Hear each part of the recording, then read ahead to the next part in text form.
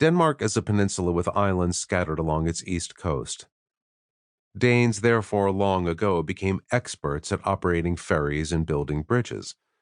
So it was no surprise in the late 1980s when the government announced the Great Belt Project.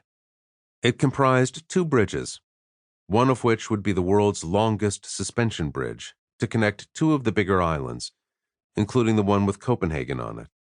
There would also be an underwater tunnel for trains, the second longest in Europe, which would be built by a Danish-led contractor. That was interesting because Danes had little experience boring tunnels. I watched the announcement on the news with my father, who worked in bridge and tunnel construction. "Bad idea," he grumbled. "If I were digging a hole that big, I would hire someone who had done it before." Things went wrong from the start. First, there was a year-long delay in delivering 4 giant tunnel boring machines. Then, as soon as the machines were in the ground, they proved to be flawed and needed redesign, delaying work another 5 months. Finally, the big machines started slowly chewing their way under the ocean floor. Up above, the bridge builders brought in a massive ocean-going dredger to prepare their work site. To do its work, the dredger stabilized itself by lowering giant support legs into the seafloor. When the work was done, the legs were lifted, leaving deep holes. By accident, one of the holes happened to be on the projected path of the tunnel. Neither the bridge builders nor the tunnelers saw the danger.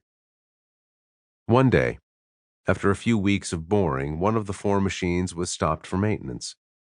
It was about 250 meters, 820 feet, out to sea and an assumed 10 meters, 33 feet, under the sea floor. Water was seeping into the maintenance area in front of the machine, and a contractor unfamiliar with tunneling hooked up a pump to get the water out. The cables of the pump were trailed through a manhole into the boring machine. Suddenly, water started pouring in at a speed indicating a breach of the tunnel. Evacuation was immediate, with no time to remove the pump and cables and close the manhole. The machine and the whole tunnel flooded. So did a parallel tunnel and the boring machine within it. Luckily, no one was injured or killed, but the salt water in the tunnel was like acid to its metal and electronics. Engineers in the project told me at the time that it would be cheaper to abandon the tunnel and start again, rather than pull out the borers, drain the tunnel, and repair it.